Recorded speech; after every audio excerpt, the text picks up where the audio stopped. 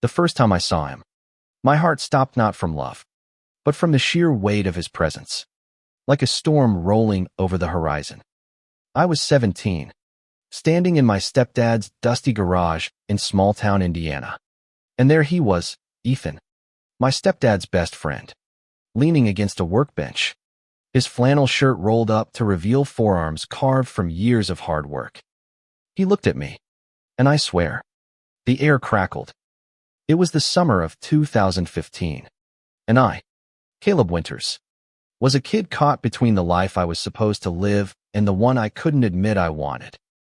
My stepdad, Tom, had raised me since I was 6, after Mom left us for a better life in California. Tom was a good man, gruff, dependable, the kind who'd fix your car and never mention it again, but he didn't know me. Not really. I was the quiet kid who hid behind books and football. The kid who smiled at church and lied through my teeth when the pastor asked if I'd found a nice girl yet. The truth was, I didn't want a girl.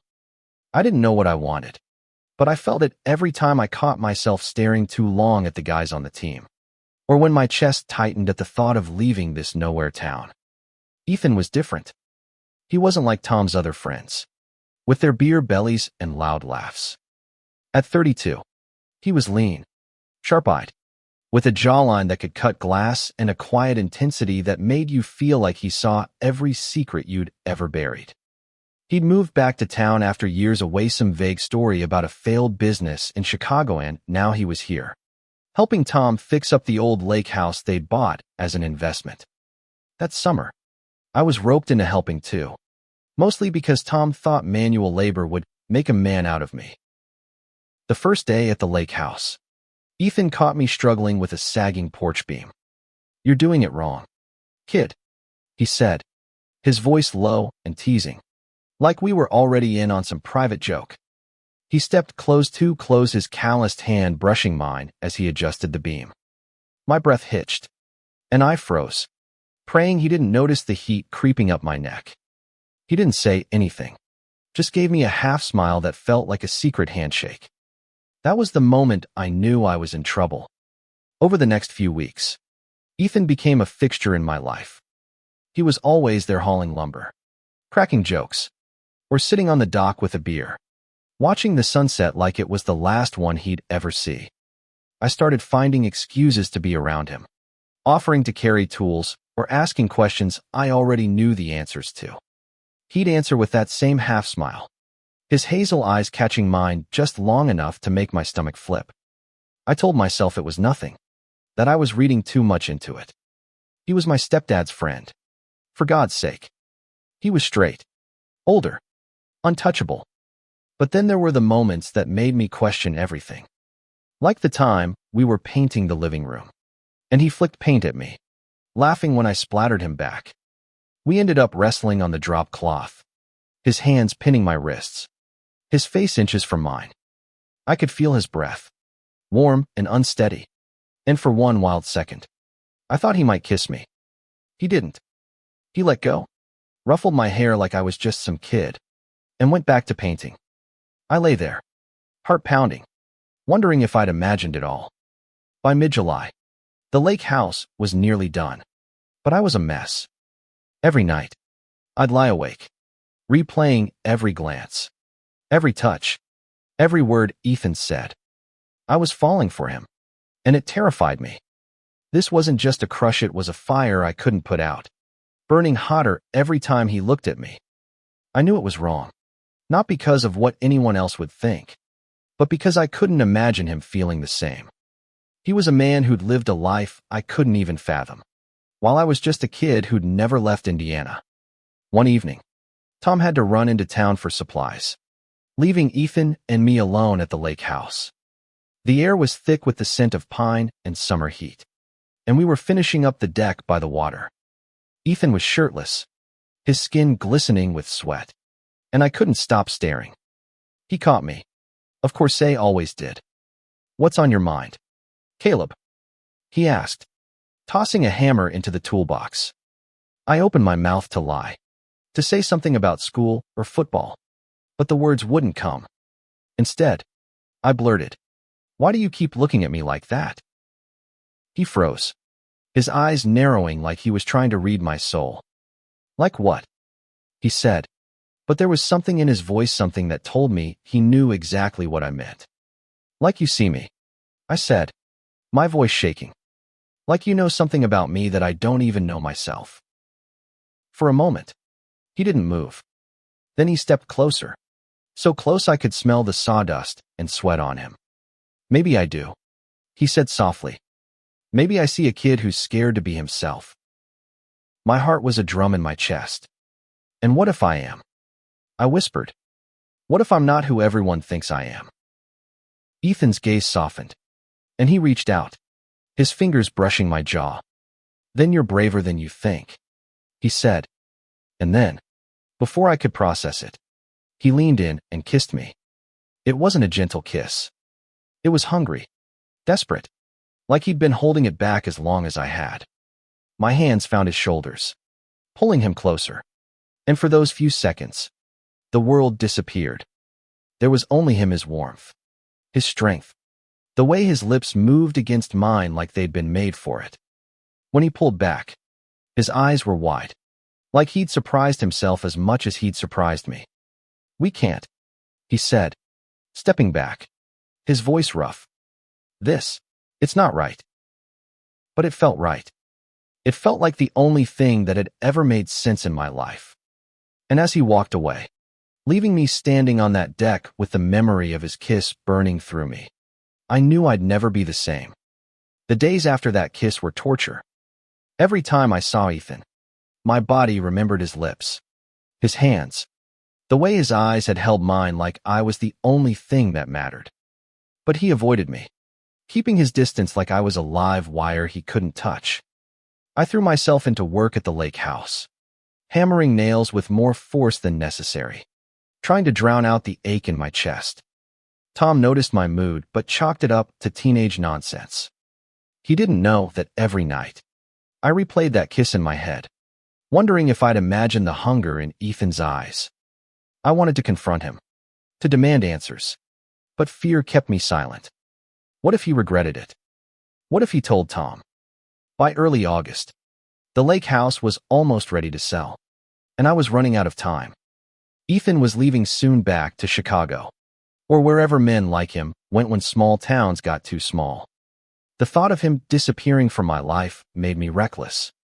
I started pushing boundaries, lingering too long when I handed him tools, brushing against him when we passed in the narrow hallway. He'd tense, his jaw tight, but he never said a word. One afternoon, we were alone again, cleaning out the attic. The air was thick with dust and heat, and Ethan was sorting through old boxes, his back to me. I couldn't take it anymore. Why won't you talk to me? I demanded, my voice louder than I'd meant. He turned, his expression guarded. What do you want me to say? Caleb. The truth, I said, stepping closer. You kissed me. You can't just pretend it didn't happen. His eyes darkened, and for a moment, I thought he'd deny it. But then he sighed, running a hand through his hair. I shouldn't have done that, he said. You're Tom's kid. You're 17. I'm not. I can't be that guy. That guy? I snapped. What? The guy who feels something. The guy who's not afraid to admit it. It's not that simple, he said, his voice low. You don't know what you're asking for. Then tell me. I shouted, my frustration boiling over. Tell me why you kissed me and then acted like I don't exist. He stepped closer, his voice dropping to a whisper.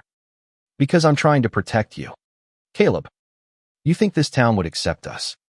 You think Tom would. You're a kid with a future. I'm a guy with a past. This, he gestured between us. It's a fantasy. It can't happen. His words hit like a punch. But I didn't back down. It's not a fantasy to me, I said. It's real. And I know you feel it too. For a moment, he looked at me like he wanted to argue, like he wanted to pull me close and kiss me again. But then he turned away, grabbing a box and shoving it aside. Go home, Caleb, he said. This conversation's over. I didn't go home. I stayed, working in silence, my heart a tangled mess of anger and longing. That night, I couldn't sleep. I kept thinking about what he'd said about protecting me, about this town, about Tom. I knew he was right. Indiana wasn't kind to people like us. I'd heard the slurs at school, seen the way people looked at the one openly gay kid in our class. But I didn't care. I wanted Ethan, and I was tired of hiding. The next day, I found him at the dock, staring out at the lake. I didn't hesitate. "I'm not giving up," I said, sitting beside him. "You can push me away, but I know what I felt. And I know you felt it too." He didn't look at me, but his voice was soft. "You're braver than I am, kid." "I'm not a kid," I said, "and I'm not afraid." He turned then, his eyes searching mine. "You should be," he said, but there was no fight in his voice. He reached out, his hand resting on mine, and for a moment, we just sat there, the world quiet except for the lapping of the water. That was when Tom's truck pulled up. Tom's truck door slammed, and Ethan yanked his hand back like he'd been burned. My heart raced as I scrambled to my feet, praying Tom hadn't seen anything. He strode toward us, his work boots crunching on the gravel, his face unreadable. "Everything okay out here?" Tom asked, his eyes flicking between us. There was something in his tone, not suspicion. Exactly, but a weight I hadn't heard before. "Yeah," Ethan said quickly, standing up. "Just taking a break." Tom nodded, but his gaze lingered on me. "Caleb, you look like you've seen a ghost. You good?" I forced a smile, my throat tight. "Fine," I said. "Just tired." He grunted, accepting it, and headed toward the house, calling for Ethan to help with some wiring. Ethan gave me a look, half warning, half apology, and followed. I stayed by the lake, my hands shaking, the memory of Ethan's touch still warm on my skin. For the next week, Ethan was a ghost. He showed up to work, but he kept his distance, speaking to me only when Tom was around. I tried to catch his eye, to get him alone, but he was a master at avoiding me. It hurt more than I expected, like a piece of me was missing. I started to wonder if I'd misread everything, if that kiss, that moment on the dock, was all in my head. School was starting soon, and with it, the pressure to be the Caleb everyone expected, the quarterback, the good son, the kid who'd go to college and make something of himself. But I didn't want that life. I wanted Ethan, and the more he pulled away, the more desperate I became to hold on. One night, I couldn't take it anymore. Tom was at a town meeting, and I knew Ethan was at the lake house, finishing the last repairs. I drove there, my hands gripping the wheel, my mind racing with what I'd say. When I arrived, he was in the kitchen, sanding a cabinet door, his back to me. "We need to talk," I said, my voice steady despite the storm inside me. He didn't turn around. "There's nothing to talk about, Caleb." "Bullshit," I said, stepping closer. "You can't keep doing this. You can't kiss me, touch me, make me feel like I'm not crazy, and then act like I don't exist." He stopped sanding, his shoulders tense. "You don't get it," he said, his voice low. "I'm trying to do the right thing." "The right thing?" I laughed, bitter. "The right thing is being honest. You're not protecting me, you're protecting yourself." He turned then, his eyes blazing. "You think I don't want this? You think I don't lie awake at night, thinking about you? I'm 32. Caleb, I've been through this, loving someone I shouldn't, losing everything because of it. I won't let that happen to you." His words hit me hard, but they also gave me hope. He felt it too. He admitted it. "Then don't," I said. "Don't push me away. We can figure this out together." He shook his head, but his resolve was cracking. I could see it in the way his hands clenched, the way his eyes softened when they met mine. I stepped closer, close enough to feel the heat of him. "Tell me you don't want me," I said. "Say it, and I'll walk away." He didn't say it. Instead, he grabbed me, pulling me into a kiss that was all fire and need. It was different this time, deeper, more desperate, like he was letting go of every fear he'd been holding on to. My hands tangled in his hair, and I kissed him back with everything I had, pouring all my longing, all my fear, into that moment. We broke apart, breathless, and he rested his forehead against mine. "This is dangerous," he whispered. "I don't care," I said. "I want you." For the first time, he didn't argue. He just held me, his arms strong and sure. And for that moment, I felt like I could face anything, Tom. This town, the world. But the world wasn't done with us yet. The next few weeks were a blur of stolen moments. Ethan and I found ways to be together late nights at the lake house, quiet drives in his truck, moments when Tom was distracted or gone. Every touch, every kiss, felt like a rebellion against the world that wanted to keep us apart. But it wasn't just passion, it was the way he listened when I talked about my fears. The way he told me stories of his life, his mistakes, his dreams. I was falling in love, and it was terrifying and beautiful all at once. But secrets don't stay buried in small towns. Rumors started creeping in, whispers at school, sidelong glances at church. Someone had seen us together, lingering too long by the lake. Someone had noticed the way I looked at him. I brushed it off, telling myself it was nothing. But Ethan grew tense, his eyes scanning every room like he was waiting for the other shoe to drop. It dropped on a Friday night. Tom came home early from a fishing trip, catching us in the garage, my hand on Ethan's arm, our faces too close. He didn't say anything at first, just stood there, his face a mask of shock and betrayal. Then he exploded. "What the hell is this?" he roared, his voice shaking the walls. "Ethan, you're my best friend. And you," he turned to me, his eyes wild.